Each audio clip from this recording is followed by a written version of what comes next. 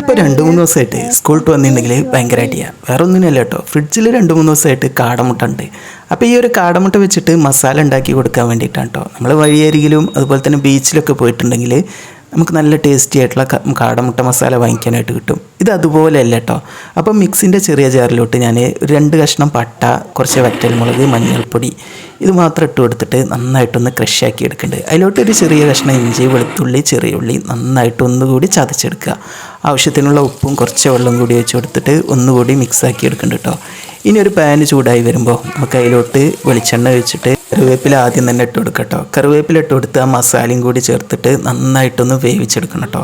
ഇത് നന്നായിട്ടൊന്ന് വെന്ത് വരുന്ന സമയത്ത് അതിലോട്ട് ആ കാടമുട്ട കൂടി ചേർത്തിട്ട് നന്നായിട്ട് ഇത് മിക്സാക്കി കൊടുത്ത് അത് നന്നായിട്ടൊന്ന് വറ്റിച്ചെടുക്കുക. സംഭവം സെറ്റായിട്ടോ. വെളിച്ചെണ്ണ മാത്രം ഒഴിച്ച് കൊടുക്കാനായിട്ട് ശ്രദ്ധിക്കണം കേട്ടോ, അതാണ് ടേസ്റ്റ്. നമ്മളിത് നല്ല സോഫ്റ്റ് ബ്രെഡിൻ്റെ കൂടെ കൂട്ടിയിട്ടാണ് കഴിക്കണത്. നിങ്ങൾക്ക് ചപ്പാത്തിൻ്റെ കൂടെ വേണമെങ്കിലും കഴിക്കാം കേട്ടോ, നല്ല ടേസ്റ്റാണ്.